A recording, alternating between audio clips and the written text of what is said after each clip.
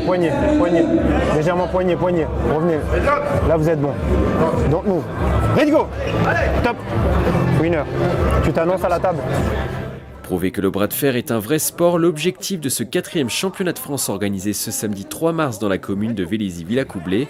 Pour cela, 2 arbitres assistent au match et font appliquer des règles codifiées par les Américains au siècle dernier. On insiste bien sur le terme de bras de fer sportif, pas du bras de fer de comptoir. Il faut que vos poignets soient bien droits, que votre kento soit en fait, que vous ayez l'épaule bien en face, que vous soyez dans l'axe médian de la table.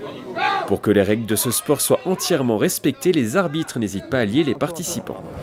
En fait, là, j'ai attaché les 2 adversaires à l'aide de la sangle, tout simplement parce qu'en fait, il y a eu un lâcher de main. En fait, ils n'ont pas réussi à terminer le combat en prise de main.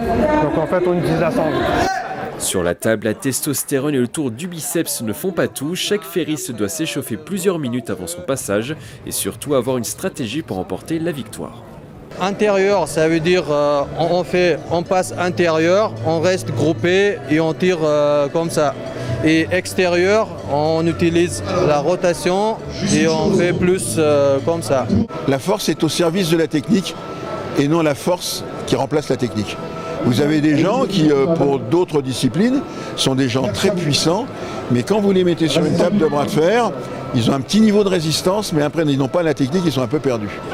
Cet événement permettra peut-être d'attirer de nouveaux licenciés pour ce sport encore confidentiel qui compte seulement 200 pratiquants en France et une trentaine dans les Yvelines.